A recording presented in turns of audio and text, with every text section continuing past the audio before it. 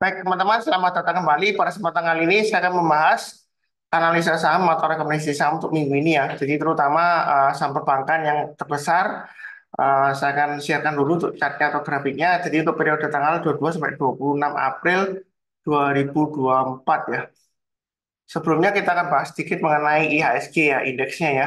Jadi memang kalau kita bicara mengenai trading atau investasi di saham ya, kita ada baiknya memang fokusnya ke saham-saham yang ada di portfolio dan juga yang ada di watchlist kita ya. Jadi saham apa yang kira-kira kita incar lah seperti itu ya, yang kita mau beli ya. Jadi kalau menarik harganya cocok kita beli ya. Jadi watchlistnya kita perhatikan dengan saham-saham yang ada di portfolio. Tapi kita perhatikan juga kira-kira arah marketnya ke depannya bagaimana. Nah, kalau kita lihat di sini, IHSG sekarang masih testing area sekitar MA 200-nya ya. Jadi rata-rata harga 200 periode itu dia di harga sekitar, sebentar ya, 7.036 ya. Jadi dia levelnya yang dia testing areanya kurang lebih 7.000. Nah, kalau dia turun lagi di bawah 7.000 untuk IHSG, maka dia akan testing area support berikutnya sekitar 6.600-an sampai 6.500 lah, kurang lebih seperti itu. Itu support psikologisnya. Ya, artinya kalau dia turun di bawahnya 6.500 ya, dia bisa turunnya lumayan dalam ya. Dia bisa turun di bawah 6.000 dengan targetnya dia bisa jauh banget sekitar area 5.700 sampai dengan 5.800 ya seperti itu ya. Jadi support psikologinya itu sekitar 6.500 sampai 6.600. Nah, apakah berarti nanti kita jangan beli-beli dulu atau gimana Pak Sunarna? Ya itu balik lagi ke awal yang saya sebutkan. Kita fokusnya ke portfolio masing-masing dan juga saham-saham yang ada di watchlist-nya ya. Jadi bukan di IHSG-nya. Jadi IHSG hanya sekedar tahu aja arah marketnya kira-kira bagaimana seperti itu ya. Karena nggak mesti kalau IHSG-nya merah, belum tentu portfolio kita merah juga. Nah, seperti itu. Kalau IHSG-nya hijau juga belum tentu portfolio kita hijau juga. Seperti itu ya. Jadi kita akan bahas dulu saham perbankan ya. Untuk video ini, dan ada beberapa video yang saya buat untuk minggu ini ya. Jadi silakan nonton playlistnya ada di video deskripsi Pak ini ya. Atau sekarang YouTube nyebutnya sebagai podcast listnya ya. Jadi ya. Oke, saya mulai langsung dengan Bank Mandiri. Jadi Bank Mandiri ini kalau kita lihat dia lumayan cukup kuat ya. Area buy on weakness ini sudah saya gambarkan ada dua area 6.800 dan 6.400. Jadi yang sudah sering ngikutin saya harusnya sudah buy. Karena kalau kita perhatikan di sini ini sudah saya kotakin gambarnya ya untuk area buy on weakness ya. Jadi kalau pasang automatic order buy harusnya sudah kena. Tapi kalau misalnya belum punya, bagaimana Pak Sunar untuk BMRI ya? Biasanya saya sendiri saya bagaimana. Nah, bagaimana itu kan ada dua. Anda sudah punya atau belum? Kalau misalnya Anda sudah punya, Anda tinggal pasang aja trading stopnya atau stop lossnya di 6.600 dan maksimum di 6.300 ya. Jadi kalau turun lagi di bawah 6.300 ya dia akan testing MA 200-nya di area sekitar 6134. Masalahnya kalau dia turun di banyak MA 200 ya dia turunnya bisa dalam ya. Ya. Kalau kita perhatikan di sini untuk BMRI memang dia super kuat ya.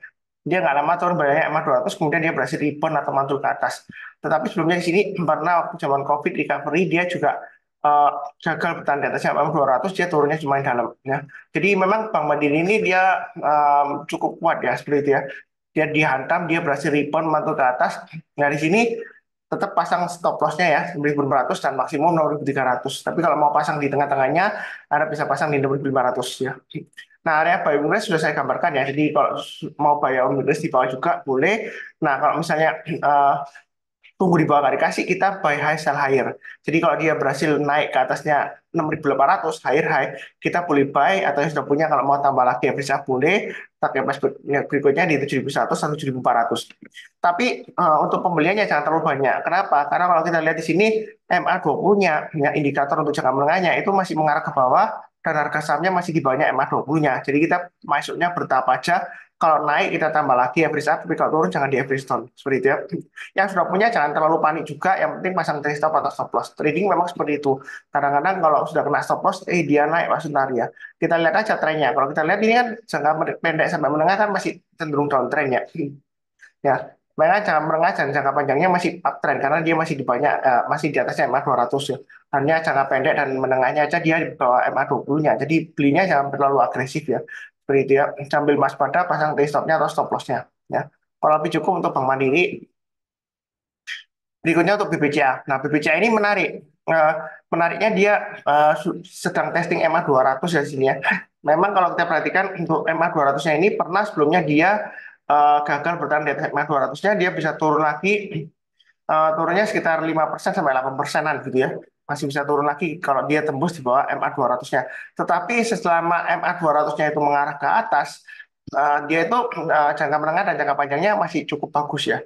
Dan untuk BBCA ini sejauh ini ya, saya bilang pakai kata kunci sejauh ini ya, kedepannya kita nggak tahu. Karena prinsip saya itu, kalau saham itu fundamentalnya bagus sebelumnya, sekarang bagus, belum tentu kedepannya bagus ya. Bukan berarti saya bilang bahwa BBCA kedepannya fundamentalnya jelek, enggak ya. Jadi belum tentu bagus terus ya, maksud saya seperti itu. Karena kalau kita lihat kan tergantung bisnisnya juga, apakah manajemennya tiba-tiba diganti, terus tiba-tiba uh, tidak bisa memanage perusahaan dengan baik ya seperti itu ya. Tapi sejauh ini memang BPCA bagus. Nah, BPCA ini salah satu saham yang sejauh ini memang anti nyangkut. Dalam arti ini sudah saya sebutkan dari waktu dulu dia di 9.400 all time high-nya ya.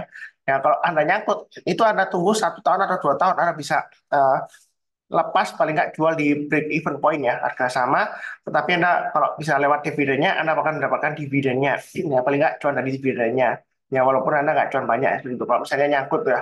Nah, tapi sejauh ini dia selalu higher high, tetapi kita juga nggak bisa punya mindset anchoring, artinya wah katanya Pak Sunar BBCA itu anti nyangkut, Pak saya beli sebaik-baiknya aja. Nanti juga balik lagi ke atas, belum tentu ya seperti itu ya. Kalau kita bicara mengenai big banks ya seperti BBCA. Nah, saya hanya sekedar cerita aja. Ada satu saham dulu ya, saya nggak sebutkan emitennya. Itu saham perbankan ya. Pada masa kejayaannya dia disebut big banks ya, karena dia kenaikannya tiba-tiba market cap-nya melonjak lumayan tinggi ya, karena kenaikannya lumayan tinggi. Sehingga dia disebut big banks. Padahal belum definisi buku 4 ya. Waktu itu kan masih pakai istilah buku ya, Bank Umum Klasifikasi Usaha, belum buku 4 ya, jadi bukan Big Bang, tapi orang-orang yang punya Big Bang karena market cap-nya tiba-tiba melonjak. Nah, apa yang terjadi? Nah, kemudian beberapa selang waktu, 1 tahun kedua tahun depan, tiba-tiba performanya turun. Dia turun drastis, harga sahamnya sampai sekarang berusaha recovery. Yang terakhir memang recovery, tapi nggak berhasil untuk balik lagi ke level all time high sebelumnya. Ya, seperti itu ya. Makanya saya selalu tegaskan ya, kalau kita bicara mengenai saham, baik itu big banks atau big caps ya, dulunya bagus belum tentu sekarang bagus ya, belum tentu juga kedepannya bagus, tapi sebaliknya juga kalau sahamnya itu jelek dulunya sekarang jelek belum tentu kedepannya jelek lagi, atau masih jelek belum tentu ya seperti itu ya.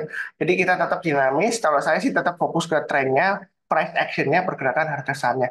BBCA ini menarik kalau mau buy and hold, memang sebelumnya berhasil kemudian gagal. Nah, kalau kita perhatikan mau buy sekarang boleh ya, karena ini area buy and hold-nya ya.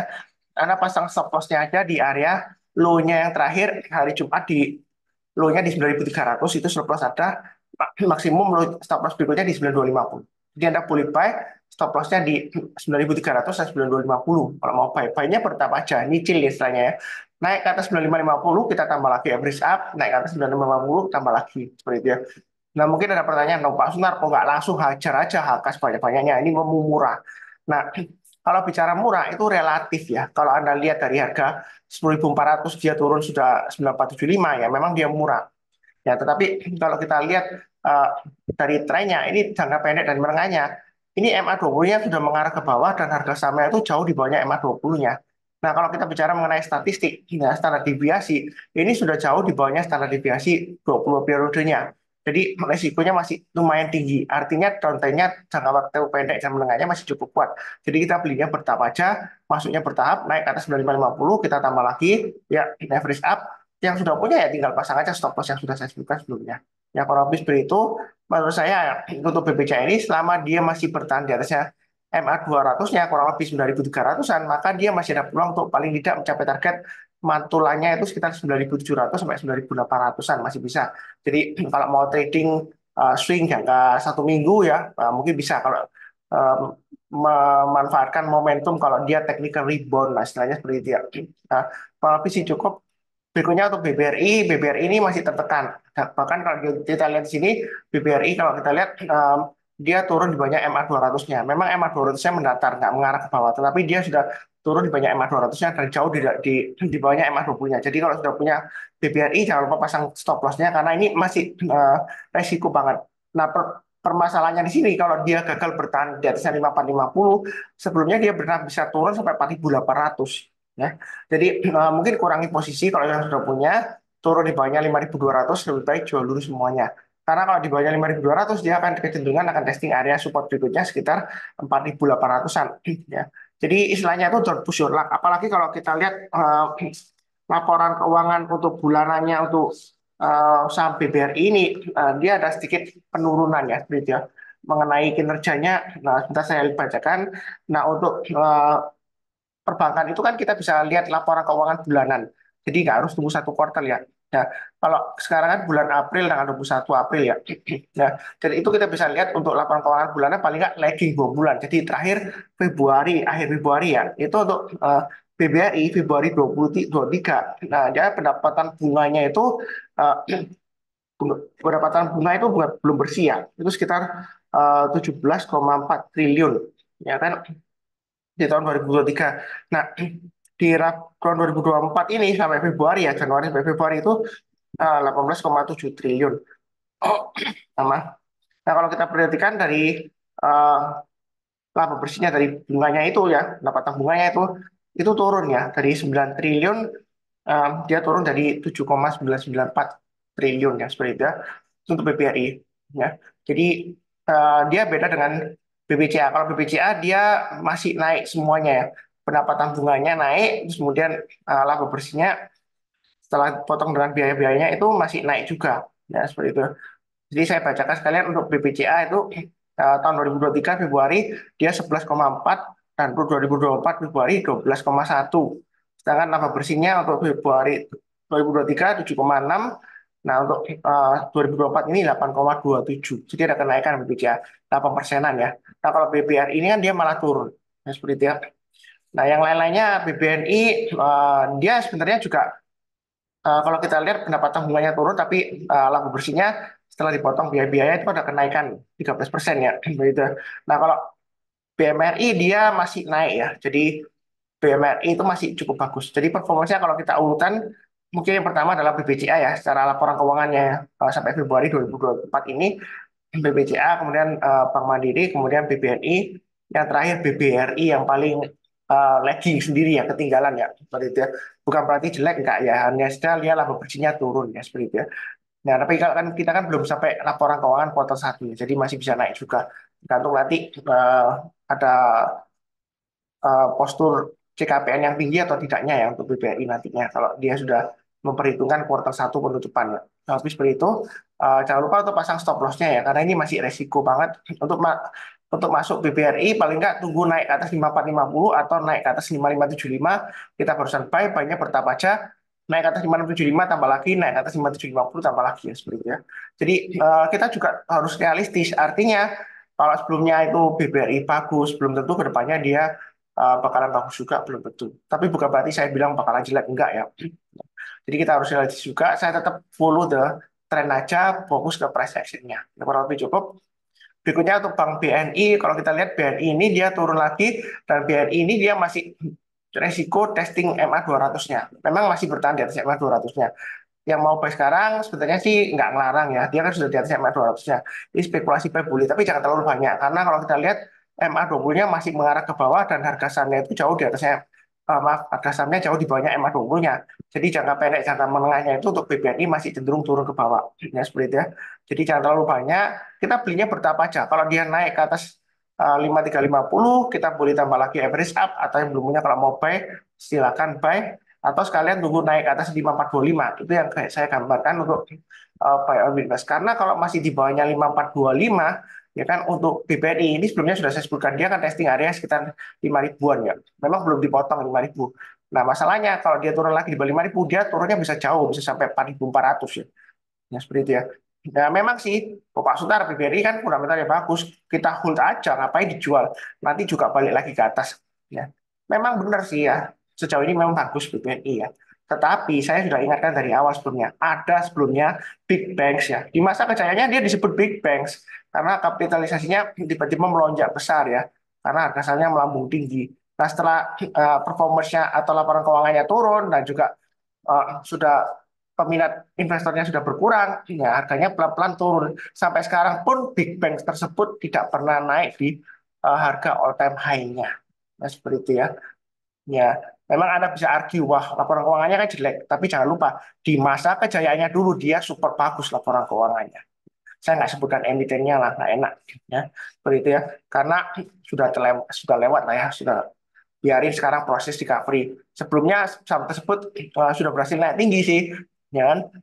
Kasih dividen dia juga masih setelah kemudian dividen malah naik masih hanya, tapi sekarang dia sudah koreksi dalam lagi.